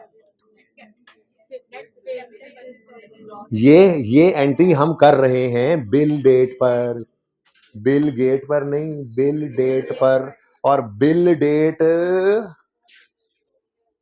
10 सितंबर है। तो ये एंट्री हम किस दिन कर रहे हैं, 10 सितंबर को, उस दिन पेएबल, और फिर 31 अक्टूबर को पेड। ये इसलिए कह रहा हूं अगली बार, वरना आपने बिल्डिंग में ये अगला बिल ही नहीं लेना था, पहले तैयारी कर लेते हैं, ठीक है। तो हम पहले दिन से कहते आ रहे हैं, हमने ये एंट्री CWIP की किस दिन करनी है, बिल डेट पर, बिल डेट पर 10 सितंबर पे आपने एंट्री पास की CWIP डेबिट, ये यहां कर दो ना, यहां से फोटो करते हैं, CWIP डेबिट 94 से, एडवांस टू कॉन्ट्रैक्टर क्रेडिट 9.4 से, रिटेंशन मनी पेएबल क्रेडिट 4.7 से, और ये रह गया था, देखो वैसे कुछ चीज याद आ जाए तो बाद में लिख लेता है, ठीक है। वैसे मुझे पिछली क्लास में याद नहीं थी, इस बार याद थी, पर मैंने जान के नहीं ली कि आपको भी ऐसे ही याद आए, तो आप लिख लें। पिछली क्लास में भूल गया था लिखते हुए, लेकिन एंड में याद आया तो मैंने कहा देखो देखो बच्चों, ऐसे देखो याद आ जाता है ना, फिर मैंने कहा आपके साथ भी ऐसे ही कर लेते हैं। देखो ना, कोई चीज याद रह जाए तो बाद में आ जाएगी। मतलब कहने का ये नहीं कि पूरा फॉर्मेट बनेगा नहीं तो मैंने बैलेंस शीट बनानी शुरू ही नहीं करनी, पर्चे में बैठे रहो मुंह उठा के, ऐसा नहीं करना, ठीक है ना। जो समझ में करते जाओ, जो चीज नहीं आ जाएगी वो ऐड ऑन हो जाएगी बाद में। तो पेएबल टू ठेकेदार, ट्रैक्टर जी, ट्रैक्टर, तो जी दोबारा से एंट्री करते हैं। CWIP डेबिट 94, सब इधर देखो, CWIP debit 94, advance credit 9.4, retention money payable credit 4.7, और payable to contractor credit 79.9, done. अब यकम 31 अक्टूबर को, ये तो हो गया ना, 10 सितंबर को ये एंट्री की हमने, अब 31 अक्टूबर पे इसकी पेमेंट हुई तो एंट्री पास करेंगे, payable debit, payable to contractor debit cash credit, done. क्यों हम एंट्रीज करें जी, क्यों टाइम जाया करें, सही है। नेक्स्ट, ये वाला बिल दूसरा, ये बिल किस दिन रिसीव हुआ है, तो हमारे ईयर एंड से पहले रिसीव होगा कि नहीं। आप पेमेंट चाहे ना हो, इतनी बिल्डिंग बन चुकी है, इसको आपने CWIP में डेबिट करना है, ये एसडी कॉस्ट में आएगा जो घर पे आपसे मिस हुआ, ठीक है। तो खैर सोल्यूशन भी था सर, हमने देख लिया था, हम तो सोल्यूशन रख के तो हम सवाल करते हैं सामने जी। तो 30 दिसंबर पे एंट्री करनी है, पेमेंट डेट पे एंट्री नहीं कर रहे हैं हम, 30 दिसंबर पे एंट्री करो, 30 दिसंबर पे एंट्री करो, 118 से CWIP डेबिट 118 से CWIP debit, payable to advance to contractor 11.8 से credit, retention money payable credit 5.9 से, और पेएबल टू कॉन्ट्रैक्टर क्रेडिट 100.3 से। दो बिल्स ही थे, पेमेंट नहीं हुई, जाग जा भाई, पेमेंट नहीं हुई, पेएबल ही है, तो नजर आ जाएगा इंशाल्लाह जब सवाल क्लोज करेंगे, ठीक है। अब ये टोटल कितना बना जी, देखो भाई इधर 212, तो ये मैं खपता था असल में आपको कि 118, हालांकि पे नहीं हुआ, कॉस्ट इनकर हो चुकी, बिल आ गए, मतलब बिल्डिंग कंप्लीट हो गया, इसको बिल्डिंग में डेबिट करो, चाहे 1 रुपया ना दिया हो आपने, मैं उधार पे ऐसे खरीदते ही होते थे आप। तो ये क्लियर है सबको, ठीक है। उसके बाद वर्किंग 2 से बोरिंग, कॉस्ट आ गई 4.4 और ये बन गया 216.4। अब अगर ये कंप्लीट हो गया होता तो कोई लाइफ से तो डेबिट करके बुक वैल्यू ले जाते, लेकिन ऐसा कुछ नहीं है, ये अभी तक तो कैपिटल वर्क इन प्रोग्रेस ही है। तो 216.4, ठीक है, ये 216.4 एंड वाले भाई, पहलवान नजर आ रहा है ये, तुम्हें नजर आता है, तुम बताओ 216.4। अच्छा, और तो नहीं कुछ रह गया ऐड होने वाला? सर रहता है हाँ वो जो लोन देना है ना लॉन्ग टर्म, हाँ जी, लॉन्ग टर्म लोन और उसकी, अब वो दो हिस्सों में, long term loan, non current और करंट पोर्शन जी, ये दो चीजें भाई साहब कह रहे हैं कि अभी तक आपने बताई ही नहीं है, तो सही कह रहे हैं, लेकिन अब टाइमलाइन मैंने नहीं बनाने देनी, ठीक है, उससे परिचय में वक्त जाया होता है। अब लोन के एडजस्टमेंट को पढ़ना है, बानी कलामी ये काम करना है, ठीक है। आपको टाइमलाइन नजर भी आ रही थी, मैंने छुपा दी, और ये सामने 100 मिलियन का लोन आया यकम जुलाई 14 पर, हम खड़े हैं 31 दिसंबर 14 पर। 31 दिसंबर 14 तक कितना लोन रीपे हो चुका है? कख नहीं रीपे हुआ, कख नहीं रीपे हुआ। 100 का 100 पेएबल है, 100 का 100 लायबिलिटी है, लेकिन 31 दिसंबर 14 पे खड़े होकर 6 महीने वाली ऐनक लगाओगे, लगाओगे नहीं लगाओगे, और उसमें जो इंस्टॉलमेंट्स नजर आ गई उनको करंट कह दोगे, 6 महीने वाली, 12 महीने वाली, पूरे साल की, ठीक है। सेमी एनुअल हम देखते थे, जब सेमी एनुअल इंस्टॉलमेंट होती थी, अगर दो आती तो दोनों को देखते थे, तो करंट पोर्शन होता है अगले 12 महीने। तो हम 31 दिसंबर 14 में खड़े हैं, तो 100 का 100 लोन है, यहां 31 दिसंबर 14 में खड़े होकर देखोगे 31 दिसंबर 15 तक अगले 12 महीने में कितना लोन रीपे हो जाना है, वो करंट होगा, बाकी सारा नॉन करंट। सिखाया क्या हुआ आपको? ये सोल्यूशन खोल के बैठे हो तुम, चेक कर रहे हो सही कर रहे हैं या नहीं? हाँ, फिर यार इधर ध्यान दो ना यार, सोल्यूशन बाद में मैच कर लेना यार, हद तो होगी तुम्हारी। 31 दिसंबर यकम जुलाई 14 में 100 का लोन लिया, 31 दिसंबर 14 पर सारा ही लोन पेएबल है, ठीक है। अब 31 दिसंबर 14 पे खड़े होकर आपने देखना है 31 दिसंबर 15 अगले 12 महीने में 31 दिसंबर 15 तक कितना रीपे हो जाना है। तो उसने कहा था है तो एनुअल इक्वल एनुअल इंस्टॉलमेंट्स, लेकिन स्टार्ट हो रही है यकम अप्रैल 15 से, तो इसका मतलब पहली किस्त यकम अप्रैल 15, फिर यकम अप्रैल 16, फिर यकम अप्रैल 17, फिर यकम अप्रैल 18। तो 31 दिसंबर 14 पे खड़े होकर ये यकम अप्रैल 15 वाली एक किस्त पे होती नजर आ रही होगी अगले 12 महीने में, इधर 100, ठीक है। तो 100 में से 25, ओ भाई 100 में से 25 अगले 12 महीने में रीपे हो जाएगा। मैं ये चाह रहा हूं हम टाइमलाइन ना बनाए, वरना तो यहां पे 1 मिनट में आपको बता दूंगी बात, पर नहीं, परिचय में टाइम जाया नहीं करना, तो बानी करना है। 100 का लोन है, 31 दिसंबर 14 पे खड़े हैं, 31 दिसंबर 15 तक कितना रीपे हो जाना है? एक किस्त 25 मिलियन की जगह अप्रैल 15 को दरमियान में पे होनी है, ठीक है। तो 100 में से 25 करंट है, तो फिर बाकी बगैर करंट है, ठीक है जी। तो फिर लॉन्ग टर्म टोटल में से करंट निकाल दो तो बाकी सारा लॉन्ग टर्म ही आ जाया करता है। तो ये 75, तो देखो लाइबिलिटी तो 100 ही है, सिर्फ ब्रेक करके दिखा दो, ठीक है। चलो जी, सवाल तो खत्म हो गया फिलहाल, तो एक भी इंस्टॉलमेंट पे नहीं हुई बेटा, अगले साल पे होनी है। अच्छा सुने जी, advance to contractor 28.8, long term हो गया 10.6 और यहाँ पे 100.3, यानी ये एंट्रीज आपको समझाने के लिए किए, वरना आप आखिरी पेमेंट डायरेक्ट भी उठाकर लिख सकते थे, ठीक है। अब सवाल खत्म है, एक छोटा सा मसला सिर्फ रह गया, आप डायरेक्ट करें, क्या जरूरत है करने की, तो समझाने के लिए मैंने एंट्री सिखाई है आपको, पर्चे में तो टाइम बचाएं, नजर आ रहा है एक पेमेंट आई थी जो पे होगी साल में, दूसरी रहती है अभी, तो वो पेबल लिख दो बस। अच्छा अब एक मसला छोटा सा रह गया जी, वो क्या, टाइम खत्म हो गया। मसला ये रह गया जी कि सुने, मसला ये रह गया है कि आईकैप ने इस एडवांस को शो ही नहीं किया था, ठीक है, और लिख दिया था कि करंट नॉन करंट की बाइफर्केशन नहीं हो सकती, इसलिए हम इसको शो ही नहीं कर रहे। सही तो कह रहे हैं, देखो ना, अगले ये 31 दिसंबर, ये आप खड़े थे 14 पे, अगले 1.5 साल में पता नहीं कैसे कैसे बिल्स आने हैं, कितनी कितनी अमाउंट के आने हैं, पता नहीं कितना अगले 12 महीने में एडजस्ट होगा एडवांस और कितना उसके बाद, तो ये क्लियर तो नहीं था। तो आईकैप ने कहा मैंने एडवांस शो ही नहीं किया क्योंकि इंफॉर्मेशन अवेलेबल नहीं है, लेकिन आप कहीं एक जगह शो करके ये नोट भी लिख सकते हैं कि मैंने यहां शो कर दिया है, अलग अलग नहीं कर सकता क्योंकि इंफॉर्मेशन अवेलेबल नहीं है। ओके हो गया, ठीक है। अब आखिरी बात सुने और फिर छुट्टी, आखिरी बात लिख लें बस, लिख लें बस। क्वेश्चन नंबर 1 आपका होमवर्क है, लेकिन इधर देखें, कभी कभी ऐसा होता है कि आपको बिल्डिंग बनाने के लिए आप इक्विटी का भी यूज कर लेते हैं। किसका? आप ओनर से कहते हैं बैंकों से पैसे ले रहे हैं, तुम भी कुछ शर्म करो, घर से पैसे ले आओ। अगर वो ले आएंगे तो वो भी यहां पर एक कॉलम डल जाएगा, उसे कहते हैं इक्विटी। इसका नंबर 1 होगा, स्पेसिफिक लोन का नंबर 2 होता है और जनरल लोन का नंबर 3 होता है। ये याद रखना, ठीक है? और सही है। लेकिन ये नहीं कि प्रोजेक्ट शुरू हो गया, स्पेसिफिक लोन नहीं है, इक्विटी नहीं है, आपको प्रोजेक्ट शुरू ही नहीं करना, जनरल लोन पैसे पड़े शुरू कर दो। वैसे कह रहा हूं अगर तीनों मौजूद हो तो प्रेफरेंस सबसे पहले किसको खत्म करना है? इक्विटी को, फिर स्पेसिफिक लोन को, फिर जनरल लोन को। एक बात समझ आ गई? आखिरी बात, जैसे लोन बैंक से लिया जाए तो उस पर इंटरेस्ट पे किया जाता है, वैसे ही जो इक्विटी ओनर घर से लाते हैं उस पर डिविडेंड पे किया जाता है। तो लोन की कॉस्ट, लोन एक बोरोइंग है, बोरोइंग की कॉस्ट इंटरेस्ट है, ऐसे ही इक्विटी घर से ओनर लाए तो उसकी कॉस्ट डिविडेंड है, ठीक है?